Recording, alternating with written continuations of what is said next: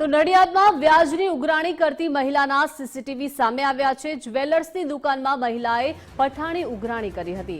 દુકાનમાં કાચના ટેબલ પર પાણીની બોટલ પછાડી દુકાનમાં સોફા પર બેઠક જમાવી અપશબ્દો બોલ્યા હતા। નાણાંની વસૂલી કરવા માટે મહિલાએ દાદાગીરી કરી છે।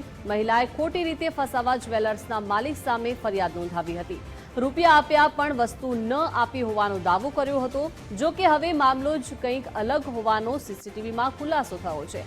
નાણાં ચૂકી દીધા હોવા છતાં મહિલા અને તેના પતિની દાદાગીરી સામે આવી છે। ઉઘરાણીમાં સુભાષભાઈ પોતે નહોતા હોતા પણ એમના વાઇફને મોકલતા હતા અને જે એમના વાઇફ આવીને જે દુકાને કાઉન્ટર તોડતા હતા, અમારું જે કાચની શીશીઓ અને બોટલો પછાડતા હતા। જો વ્યાજ અમે ના આપીએ અથવા એમ કંઈક સાંજે લઈ જજો તો કે ના અત્યારે લઈ જઈશ એમ કરીને દુકાનના કાચ પછાડતા હતા।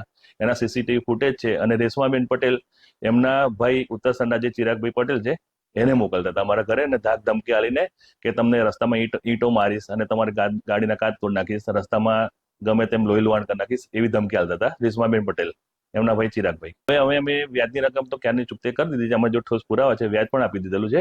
હવે છતાં એમનાથી ના સહન થયું એ લોકો એટલે ખોટી ફરિયાદ કોકના ચઢાવવાથી નોંધાવેલ છે, જે તદ્દન ખોટી છે।